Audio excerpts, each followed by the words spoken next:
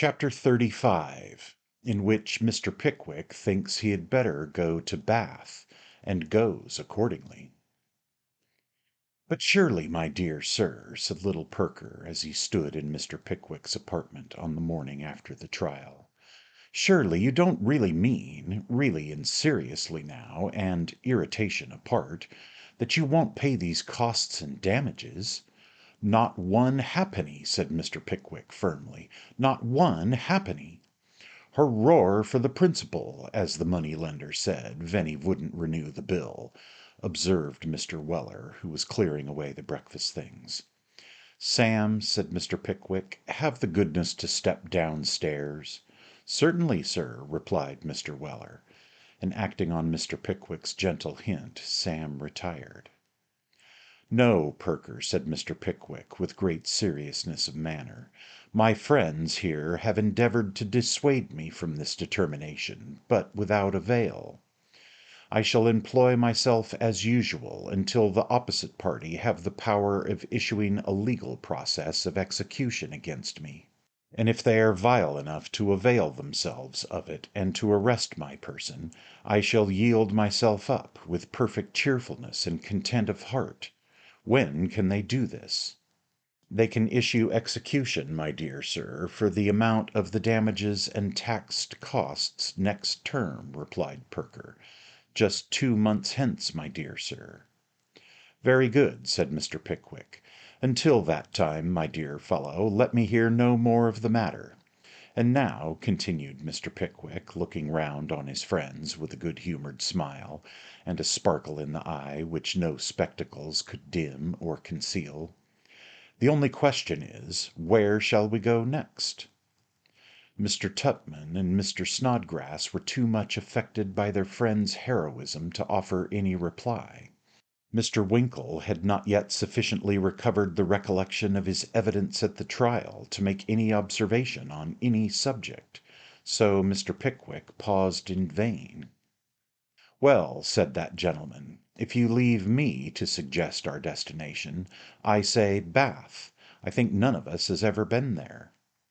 Nobody had, and as the proposition was warmly seconded by Perker, who considered it extremely probable that if Mr. Pickwick saw a little change and gaiety he would be inclined to think better of his determination, and worse of a debtor's prison, it was carried unanimously, and Sam was at once dispatched to the White Horse Cellar to take 5 places by the 7:30 coach next morning.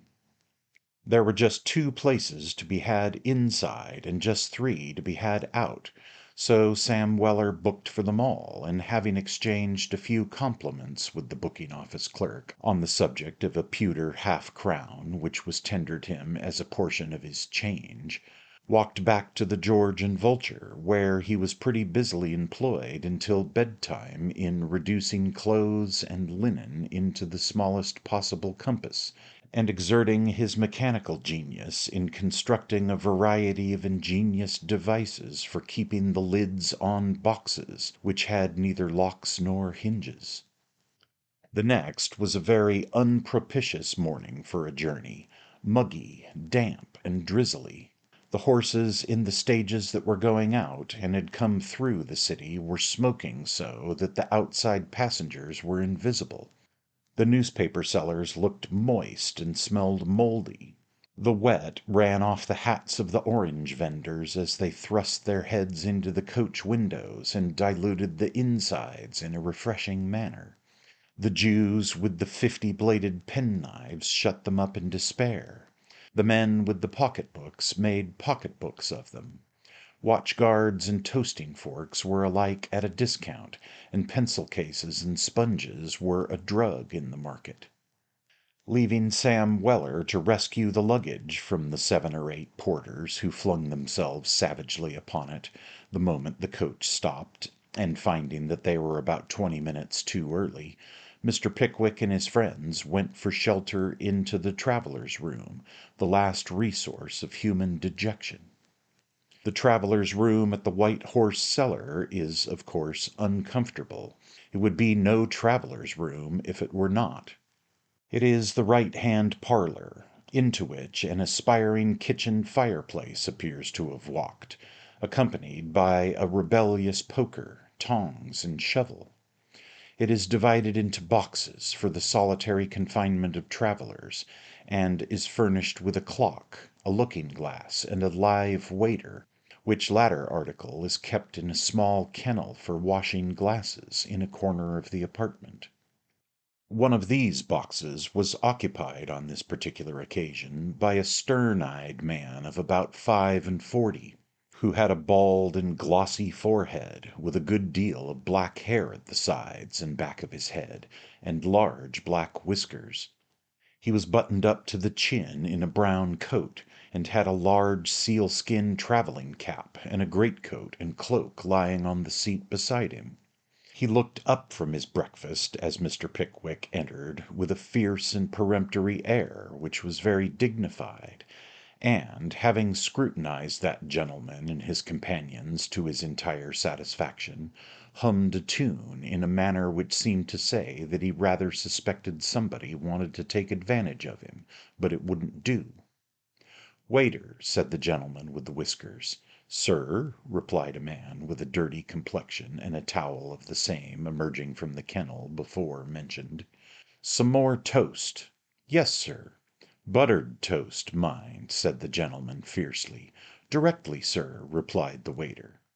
The gentleman with the whiskers hummed a tune in the same manner as before, and, pending the arrival of the toast, advanced to the front of the fire, and taking his coat tails under his arms, looked at his boots and ruminated. "I wonder whereabouts in Bath this coach puts up," said Mr. Pickwick, mildly addressing Mr. Winkle. "Hum! What's that?" said the strange man. "I made an observation to my friend, sir," replied Mr. Pickwick, always ready to enter into conversation. "I wondered at what house the Bath coach put up. Perhaps you can inform me." "Are you going to Bath?" said the strange man. "I am, sir," replied Mr. Pickwick. "And those other gentlemen?" "They are going also," said Mr. Pickwick. "Not inside. I'll be damned if you're going inside," said the strange man. "Not all of us," said Mr. Pickwick. "No, not all of you," said the strange man emphatically. "I've taken 2 places. If they try to squeeze 6 people into an infernal box that only holds 4, I'll take a post-chaise and bring an action. I've paid my fare. It won't do. I told the clerk when I took my places that it wouldn't do. I know these things have been done. I know they are done every day. But I never was done, and I never will be. Those who know me best know it. Crush me." Here the fierce gentleman rang the bell with great violence, and told the waiter he'd better bring the toast in 5 seconds, or he'd know the reason why. "My good sir," said Mr. Pickwick, "you will allow me to observe that this is a very unnecessary display of excitement. I have only taken places inside for 2. "I am glad to hear it," said the fierce man. "I withdraw my expressions. I tender an apology. There's my card. Give me your acquaintance." "With great pleasure, sir," replied Mr. Pickwick. "We are to be fellow travellers, and I hope we shall find each other's society mutually agreeable." "I hope we shall," said the fierce gentleman. "I know we shall. I like your looks. They please me. Gentlemen, your hands and names. Know me."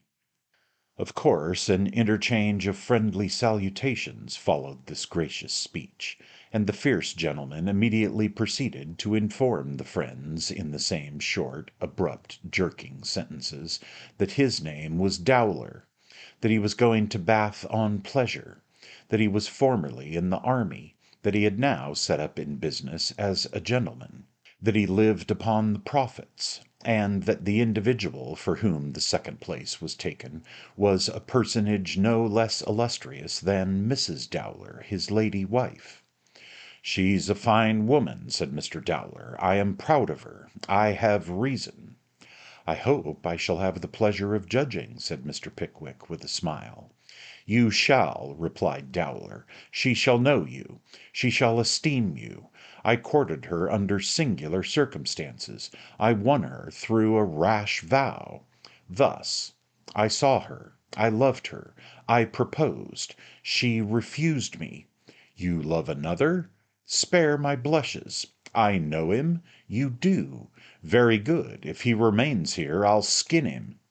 Lord bless me! exclaimed Mr. Pickwick involuntarily.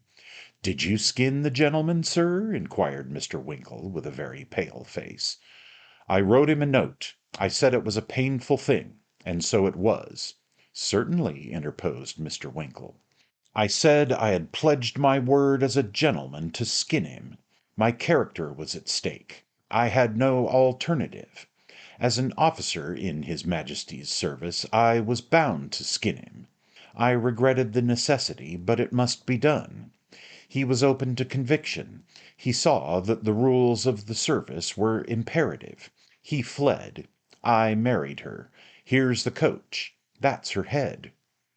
As Mr. Dowler concluded, he pointed to a stage which had just driven up, from the open window of which a rather pretty face in a bright blue bonnet was looking among the crowd on the pavement, most probably for the rash man himself. Mr. Dowler paid his bill, and hurried out with his travelling cap, coat, and cloak, and Mr. Pickwick and his friends followed to secure their places. Mr. Tupman and Mr. Snodgrass had seated themselves at the back part of the coach.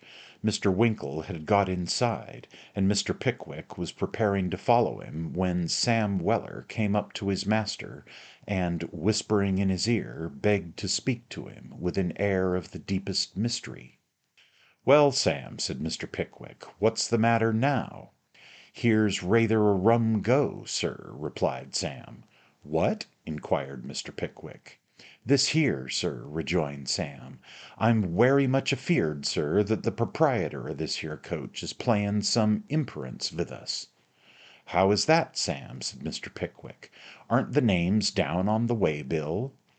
"The names is not only down on the vay-bill, sir," replied Sam, "but they've painted vun on 'em up on the door of the coach." As Sam spoke, he pointed to that part of the coach door on which the proprietor's name usually appears, and there, sure enough, in gilt letters of a goodly size, was the magic name of Pickwick. "Dear me!" exclaimed Mr. Pickwick, quite staggered by the coincidence. "What a very extraordinary thing!" "Yes, but that ain't all," said Sam, again directing his master's attention to the coach door. "Not content with writing up Pickwick, they puts Moses afore it, which I call adding insult to injury, as the parrot said, when they not only took him from his native land, but made him talk the English language arterwards." "It's odd enough, certainly, Sam," said Mr. Pickwick, "but if we stand talking here, we shall lose our places."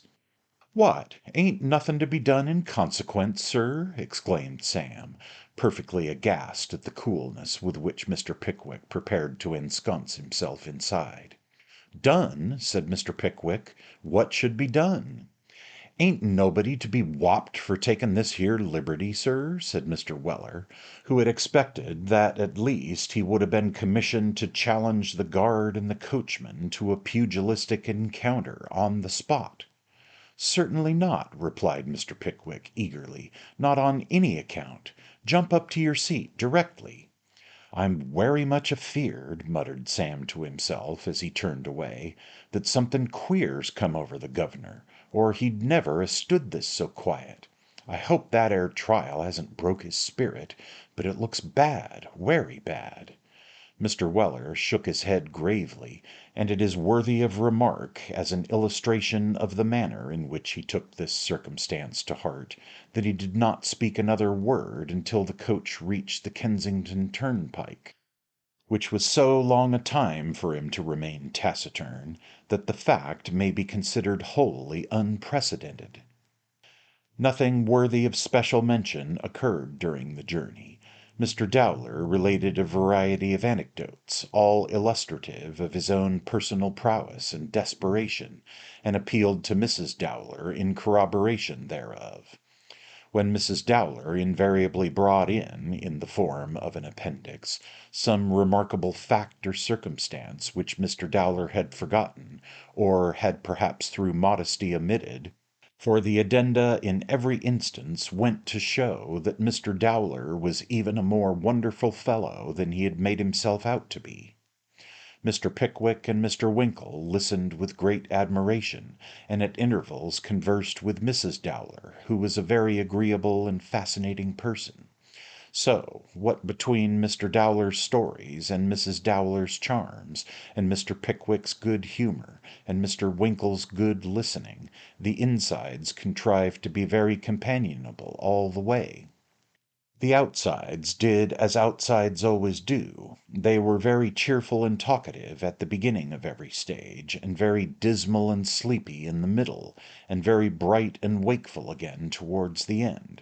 There was one young gentleman in an india rubber cloak who smoked cigars all day, and there was another young gentleman in a parody upon a greatcoat who lighted a good many, and feeling obviously unsettled after the second whiff, threw them away when he thought nobody was looking at him. There was a third young man on the box who wished to be learned in cattle, and an old one behind who was familiar with farming. There was a constant succession of Christian names in smock frocks and white coats who were invited to have a lift by the guard, and who knew every horse and ostler on the road and off it, and there was a dinner which would have been cheap at half a crown a mouth if any moderate number of mouths could have eaten it in the time.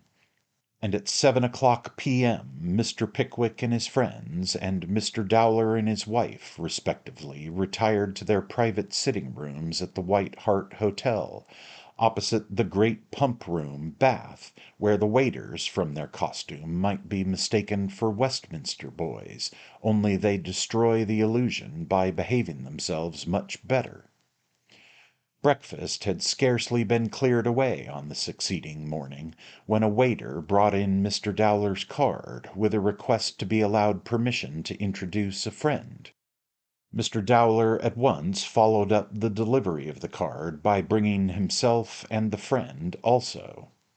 The friend was a charming young man of not much more than 50, dressed in a very bright blue coat with resplendent buttons, black trousers, and the thinnest possible pair of high polished boots. A gold glass eye was suspended from his neck by a short, broad, black ribbon. A gold snuff-box was lightly clasped in his left hand. Gold rings innumerable glittered on his fingers, and a large diamond pin set in gold glistened in his shirt frill. He had a gold watch and a gold curb chain with large gold seals, and he carried a pliant ebony cane with a gold top. His linen was of the very whitest, finest, and stiffest, his wig of the glossiest, blackest, and curliest. His snuff was princess mixture, his scent bouquet du roi. His features were contracted into a perpetual smile, and his teeth were in such perfect order that it was difficult at a small distance to tell the real from the false. "Mr. Pickwick," said Mr. Dowler, "my friend, Angelo Cyrus Bantam, Esquire, M.C. Bantam, Mr. Pickwick, know each other. Welcome to Bath, sir. This is indeed an acquisition. Most welcome to Bath, sir. It is long, very long, Mr. Pickwick, since you drank the waters. It appears an age, Mr. Pickwick. Remarkable." Such were the expressions with which Angelo Cyrus Bantam, Esquire, M.C., took Mr. Pickwick's hand, retaining it in his, meantime, and shrugging up his shoulders with a constant succession of bows, as if he really could not make up his mind to the trial of letting it go again. "It is a very long time since I drank the waters, certainly," replied Mr. Pickwick, "for, to the best of my knowledge, I was never here before." "Never in Bath, Mr. Pickwick?" exclaimed the Grand Master, letting the hand fall in astonishment. "Never in Bath? Hey, Mr. Pickwick, you are a wag. Not bad, not bad. Good. Hey, remarkable." "To my shame, I must say that I am perfectly serious," rejoined Mr. Pickwick. "I really never was here before." "Oh, I see," exclaimed the Grand Master, looking extremely pleased. "Yes, yes, good, good, better and better. You are the gentleman of whom I have heard. Yes, we know you, Mr. Pickwick, we know you." "The reports of the trial in those confounded papers," thought Mr. Pickwick. "They have heard all about me." "You are the gentleman residing on Clapham Green," resumed Bantam, "who lost the use of his limbs from imprudently taking cold after port wine, who could not be moved in consequence of acute suffering, and who had the water from the King's Bath bottled at 103 degrees, and sent by wagon to his bedroom in town, where he bathed, sneezed, and the same day recovered. Very remarkable." Mr. Pickwick acknowledged the compliment which the supposition implied, but had the self-denial to repudiate it notwithstanding, and taking advantage of a moment's silence on the part of the M.C., begged to introduce his friends, Mr. Tupman, Mr. Winkle, and Mr. Snodgrass, an introduction which overwhelmed the M.C. with delight and honour. "Bantam," said Mr. Dowler, "Mr. Pickwick and his friends are strangers. They must put their names down. Where's the book?" "The register of the distinguished visitors in Bath will be at the Pump Room this morning at 2 o'clock," replied the M.C. "Will you guide our friends to that splendid building, and enable me to procure their autographs?" "I will," rejoined Dowler. "This is a long call. It's time to go. I shall be here again in an hour. Come." "This is a ball night," said the M.C., again taking Mr. Pickwick's hand as he rose to go. "The ball nights in Bath are moments snatched from paradise, rendered bewitching by music, beauty, elegance, fashion, etiquette, and above all by the absence of tradespeople, who are quite inconsistent with paradise, and who have an amalgamation of themselves at the Guildhall every fortnight, which is, to say the least, remarkable. Good bye, good bye!" And protesting all the way downstairs that he was most satisfied, and most delighted, and most overpowered, and most flattered, Angelo Cyrus Bantam, Esquire, M.C., stepped into a very elegant chariot that waited at the door, and rattled off. At the appointed hour, Mr. Pickwick and his friends, escorted by Dowler, repaired to the assembly rooms, and wrote their names down in the book, an instance of condescension at which Angelo Bantam was even more overpowered than before. Tickets of admission to that evening's assembly were to have been prepared for the whole party, but as they were not ready, Mr. Pickwick undertook, despite all the protestations to the contrary of Angelo Bantam, to send Sam for them at 4 o'clock in the afternoon to the M.C.'s house in Queen Square. Having taken a short walk through the city, and arrived at the unanimous conclusion that Park Street was very much like the perpendicular streets a man sees in a dream, which he cannot get up for the life of him, they returned to the White Hart, and dispatched Sam on the errand to which his master had pledged him. Sam Weller put on his hat in a very easy and graceful manner, and, thrusting his hands in his waistcoat pockets, walked with great deliberation to Queen Square, whistling as he went along several of the most popular airs of the day, as arranged with entirely new movements for that noble instrument the organ, either mouth or barrel.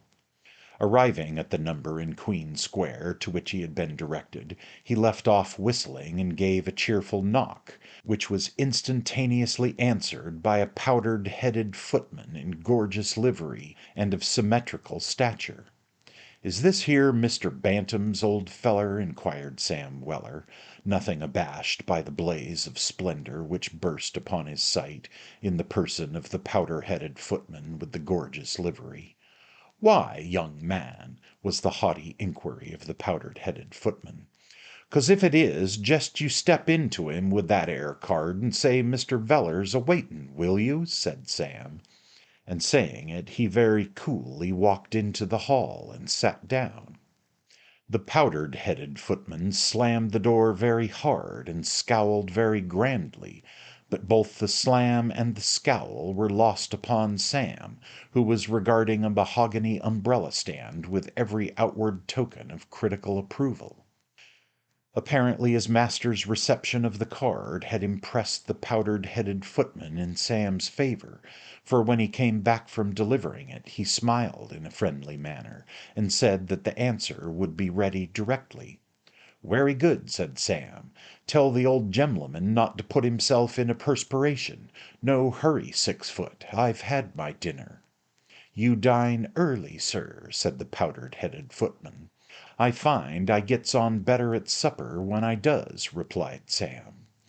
"Have you been long in Bath, sir?" inquired the powdered-headed footman. "I have not had the pleasure of hearing of you before." "I haven't created any wery surprising sensation here as yet," rejoined Sam. "For me and the other fashionables only came last night." "Nice place, sir?" said the powdered-headed footman. "Seems so," observed Sam. "Pleasant society, sir?" remarked the powdered-headed footman. "Very agreeable servants, sir?" "I should think they was," replied Sam. "Affable, unaffected, say nothing to nobody sorts of fellers." "Oh, very much so, indeed, sir," said the powdered-headed footman, taking Sam's remarks as a high compliment. "Very much so, indeed. Do you do anything in this way, sir?" inquired the tall footman, producing a small snuff-box with a fox's head on the top of it. "Not without sneezing," replied Sam. "Why, it is difficult, sir, I confess," said the tall footman. "It may be done by degrees, sir. Coffee is the best practice. I carried coffee, sir, for a long time. It looks very like rappee, sir." Here a sharp peal at the bell reduced the powdered-headed footman to the ignominious necessity of putting the fox's head in his pocket, and hastening with a humble countenance to Mr. Bantam's study. By the by, who ever knew a man who never read or wrote either, who hadn't got some back parlour which he would call a study? "There is the answer, sir," said the powdered-headed footman. "I'm afraid you'll find it inconveniently large." "Don't mention it," said Sam, taking a letter with a small enclosure. "It's just possible as exhausted nature may manage to surwive it." "I hope we shall meet again, sir," said the powdered-headed footman, rubbing his hands, and following Sam out to the doorstep. "You are wery obligin', sir," replied Sam. "Now, don't allow yourself to be fatigued beyond your powers, there's a amiable bein'. Consider what you owe to society, and don't let yourself be injured by too much work. For the sake of your fellow creatures, keep yourself as quiet as you can. Only think what a loss you would be." With these pathetic words Sam Weller departed. "A very singular young man, that," said the powdered-headed footman, looking after Mr. Weller, with a countenance which clearly showed he could make nothing of him. Sam said nothing at all.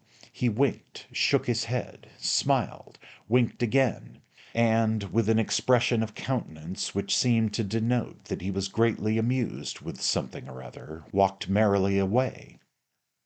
At precisely 20 minutes before 8 o'clock that night, Angelo Cyrus Bantam, Esquire, the master of the ceremonies, emerged from his chariot at the door of the assembly rooms in the same wig, the same teeth, the same eyeglass, the same watch and seals, the same rings, the same short pin, and the same cane. The only observable alterations in his appearance were, that he wore a brighter blue coat, with a white silk lining, black tights, black silk stockings and pumps, and a white waistcoat, and was, if possible, just a thought more scented. Thus attired, the master of the ceremonies, in strict discharge of the important duties of his all-important office, planted himself in the room to receive the company. Bath being full, the company and the sixpences for tea poured in shoals.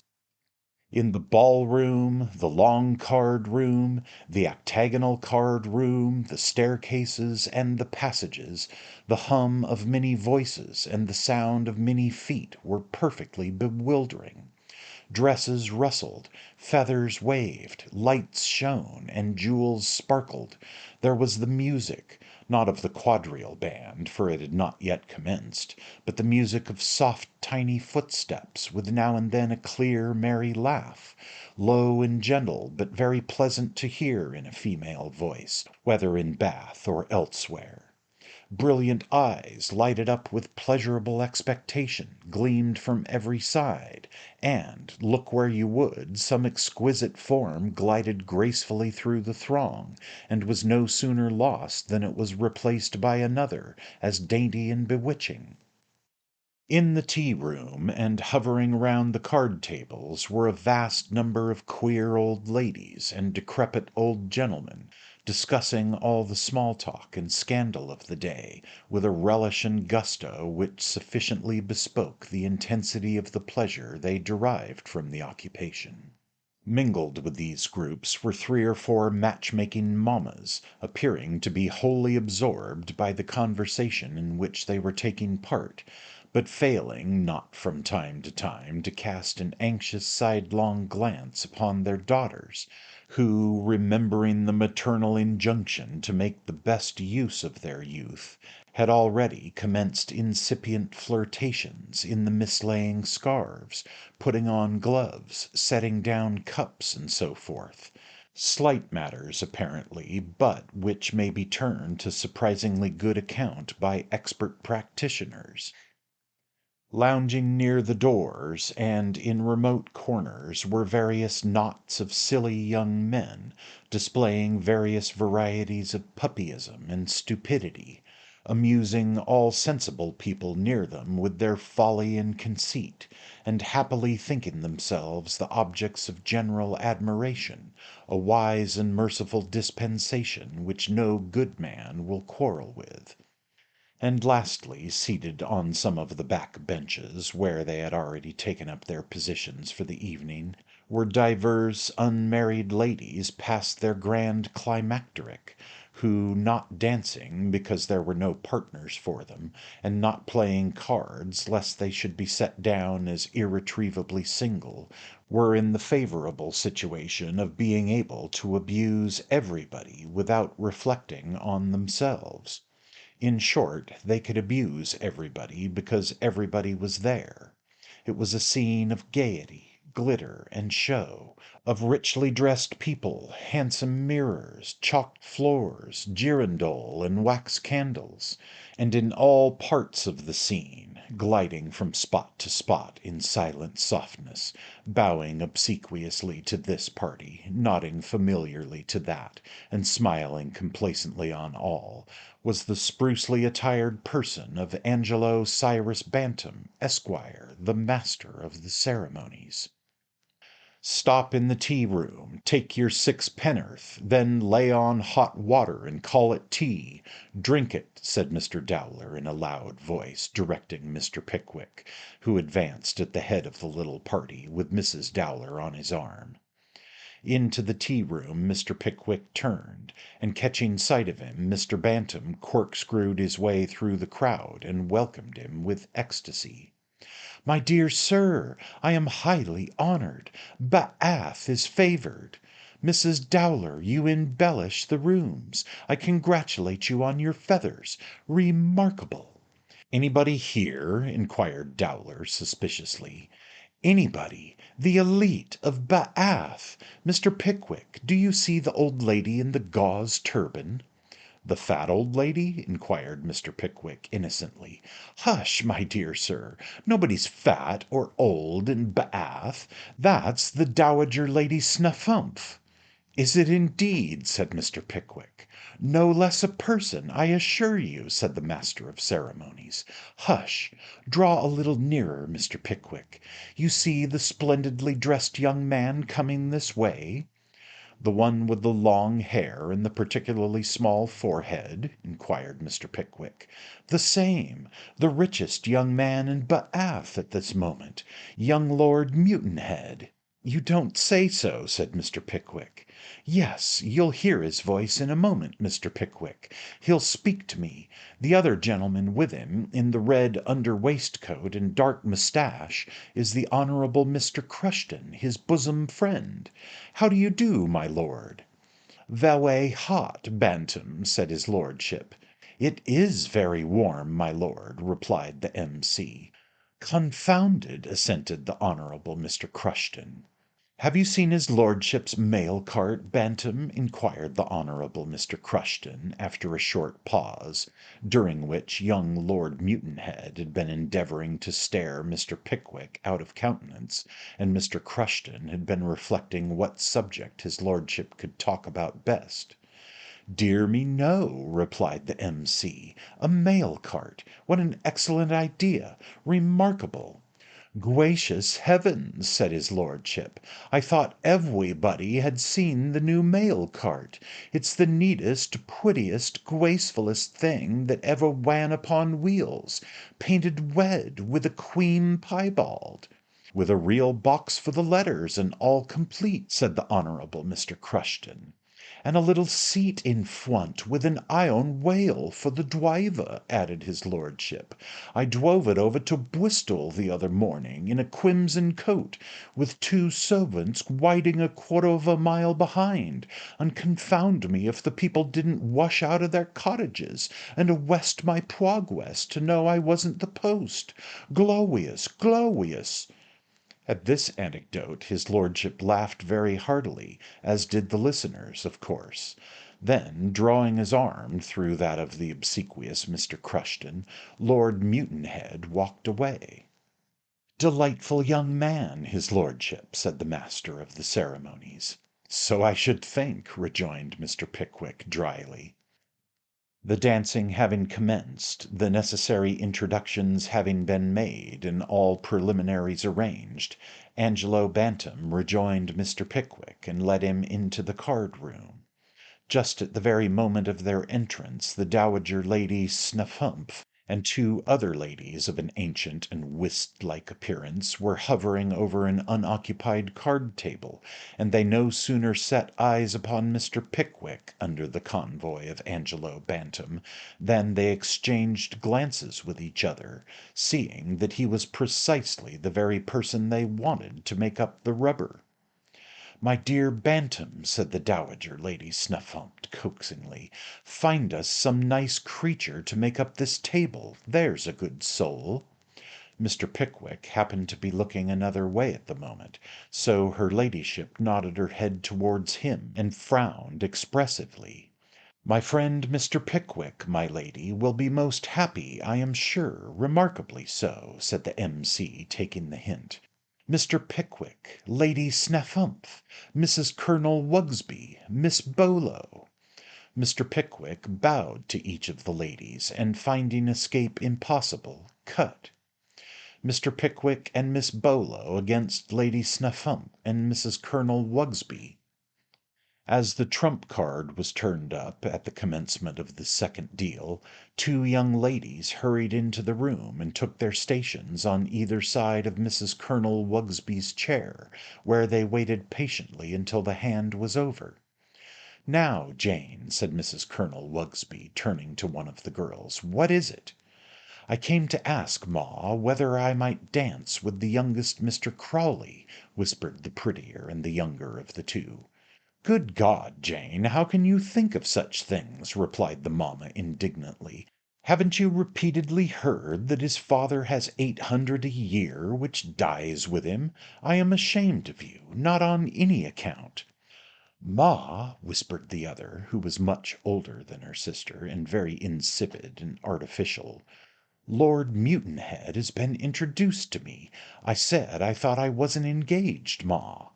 "You're a sweet pet, my love," replied Mrs. Colonel Wugsby, tapping her daughter's cheek with her fan, "and are always to be trusted. He's immensely rich, my dear, bless you." With these words Mrs. Colonel Wugsby kissed her eldest daughter most affectionately, and frowning in a warning manner upon the other, sorted her cards. Poor Mr. Pickwick! He had never played with three thorough-paced female card-players before. They were so desperately sharp that they quite frightened him. If he played a wrong card, Miss Bolo looked a small armory of daggers.